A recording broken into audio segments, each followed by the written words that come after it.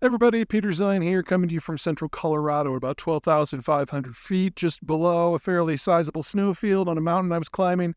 I figured this moment was the best time I could think of to talk about the Arctic. A lot of you have written in and wondering if we're on the verge of a new era of exploration and exploitation and development.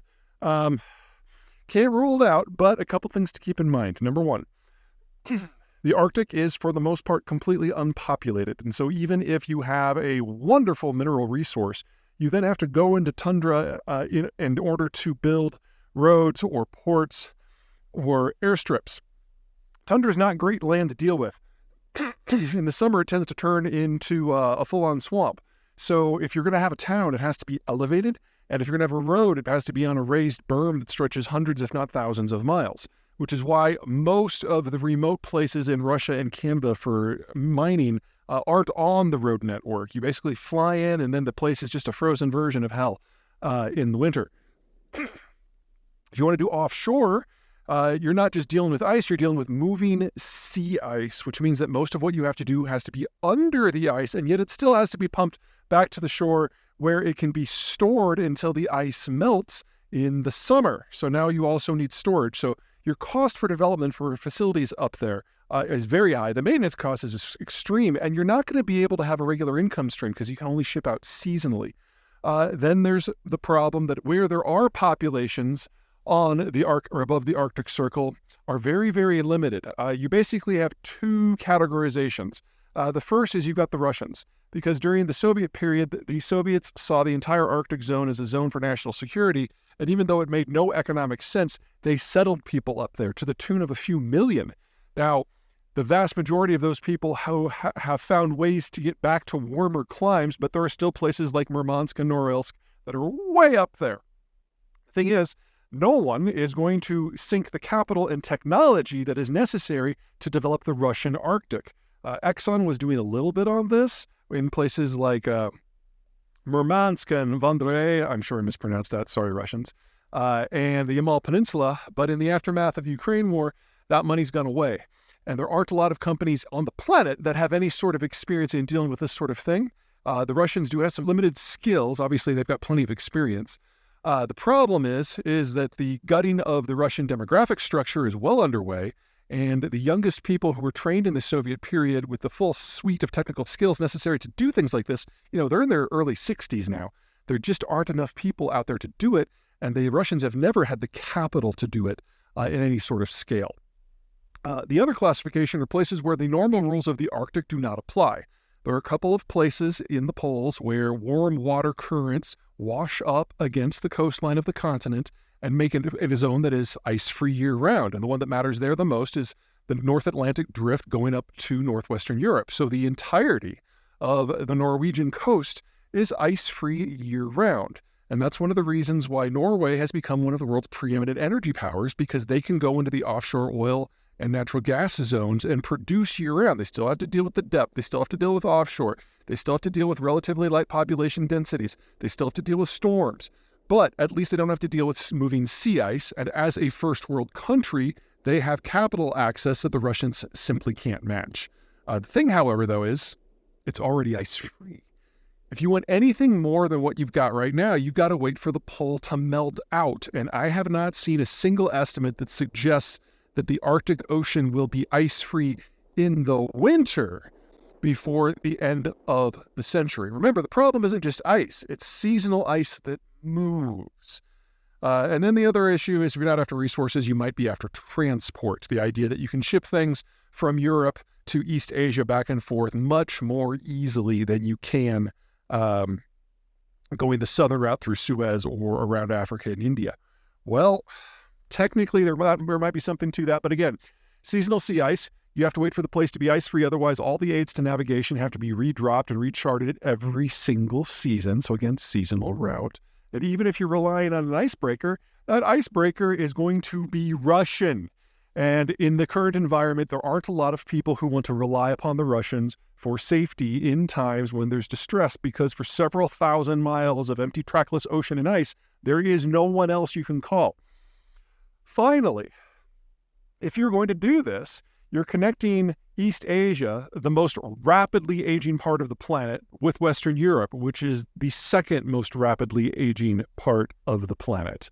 So you're making a long-term bet on two regions that demographically are not going to be able to trade much at all for much longer because they simply don't have any consumption that is going to be sustainable in the long run.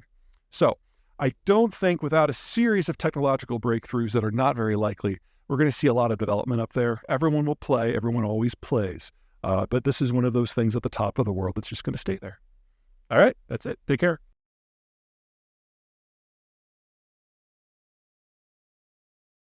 Hey everybody, Peter Zeihan here, coming to you with the most recent in our Ask Peter series. Today the question is about thorium power. Now, there's uranium-based nuclear power. Thorium is a potential substitute. It's a different element, different chemical process.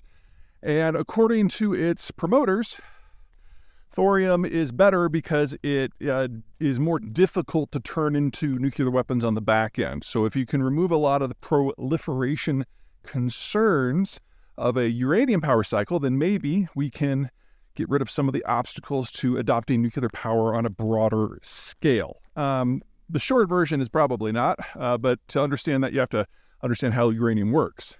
So when you mine uranium, you get something that is basically ore where a very small percentage of it is usable.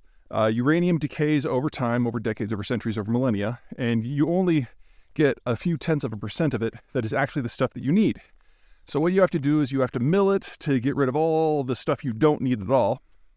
And you're left with raw uranium in a form that they call yellow cake, which is a powder. And then you complex that in a compound called uranium hexafluoride, which is solid at room temperature. So you then heat it up a lot and throw it into a gas centrifuge where you spin out the different isotopes. When nuclear material degrades, half-life, all that good stuff, it comes up with different atomic weights. And by putting it into a gas chamber and centrifuging it down, you can increase the cut of the part that is actually fissile that you can use to achieve an atomic reaction. And in the case of a civilian power system, you're after something between 3.5% and 5% roughly. Everyone has their own preferred mix, but that's usually the range. Now, once you have that kind of enriched fuel, you then compound it into a structure like a fuel rod, and then that goes into a nuclear power reactor where it goes through fission. The fission generates heat, the heat drives turbines, the turbines generate the electricity. That's grossly oversimplified. That's basically how it works. Okay. On the backside, when you have a spent fuel rod, what has happened is that the uranium, that is the fissile component, has changed.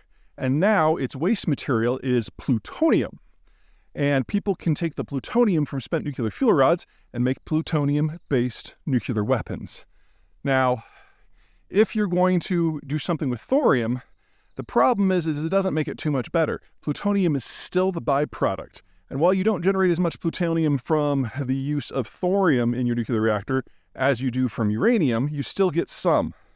In addition, you need a different kind of reactor. The fuel rod fabrication system is different. The purification system is different. The nuclear power reactor system is different. So in exchange for doing a completely new fuel cycle and a completely new power cycle, you're only getting like a quarter less plutonium. Now, yes, it's in a slightly more complicated chemical mix. It does require a little bit different equipment, a little bit more skill in order to extract a thorium-based plutonium byproduct. But the people who are making nuclear weapons aren't doing it for economic reasons. And if you have a standard 1 gigawatt uranium-based nuclear power system, you're going to generate enough waste plutonium every year to make about 6 to 12 crude plutonium devices. You do this with thorium, you might only have enough for 4 to 10. It's a marginal difference, honestly. So it's an interesting technology. And for countries like India, who have a lot more thorium than they do uranium, it's probably worth exploring just for power sake. But it's not going to solve anything on a non-proliferation issue.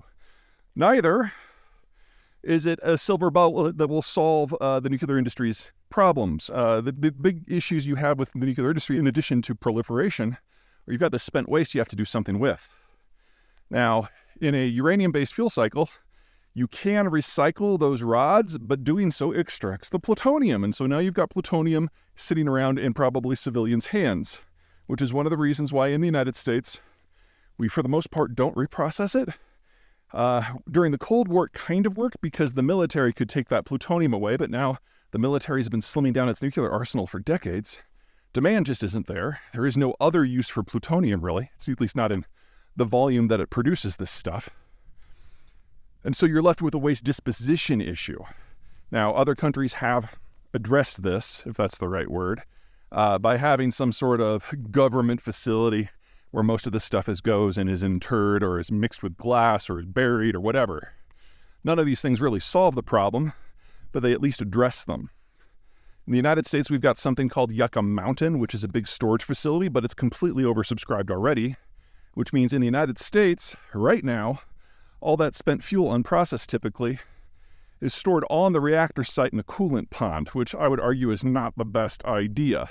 But until we get a couple acts of Congress that either deal with the reprocessing and the plutonium extraction and or create a fundamentally new storage facility that can handle all of the volumes that we need to handle, we're kind of at a stalling point with the nuclear industry in the United States.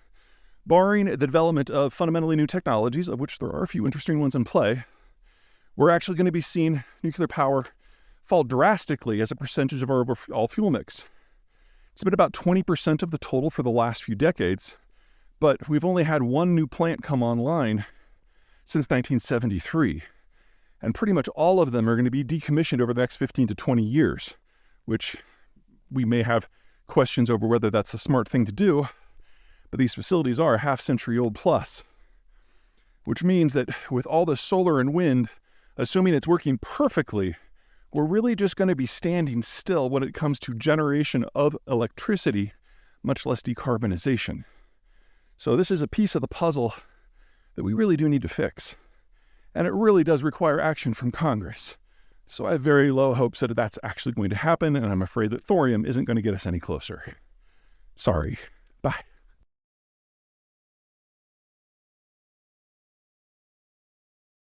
Hey everybody, Peter Zeihan here, coming to you from Chicago. I'm recording this on the 14th of November. You'll see it tomorrow on the 15th. The news today is that the APEC Forum, that's Asia Pacific Economic Cooperation, it's a forum that was set up decades ago to help with economic integration among the Asia Pacific region, is having their annual Heads of State Summit in San Francisco, and everyone will be there. But as important that is, and whatever, the real issue is that there's going to be a bilateral standalone meeting between China's chairman, Xi Jinping, and America's President, Joe Biden. Now, there are any number of reasons why it would be a good idea to have a summit right now. There's big issues going on in trade and security. There's the Ukraine war. There's Gaza. There's energy. There's green transition. It goes on and on and on and on and on. I'd be very surprised if they actually meaningfully discuss any of those issues because there's a much more base problem, and that is China. China's cult of personality that has gathered around Xi Jinping has now become so strict that information is not being exchanged in the country. And Xi has basically shot the messenger so many times that he has very little idea of what's going on in his own country or the wider world, whether that's power outages or remember that spy balloon. We now know that Xi wasn't even aware of it until after the entire issue was over. So we, the United States, has tried on multiple occasions to meet with some of the uppity-ups high up within the Chinese bureaucracy and state authority systems and have discovered that really no one has reliable access to the chairman at all. So, for example, Secretary of State Blinken and Secretary of Defense Austin have both been to China to speak with their counterparts only to discover that their foreign minister and their defense minister don't actually have access to the chairman. It hadn't for some time, and by the way, they both got fired shortly thereafter. So we're sending in the only gun that's bigger than SecDef and SecState, and that is the president himself. So Xi and Biden will be meeting the day you see this, the 15th, and I'm not expecting meaningful policy addressings. We're just trying to find out if the guy has lost his mind at this point. Once you turn 60, things start to go a little sideways, and Xi is now 70.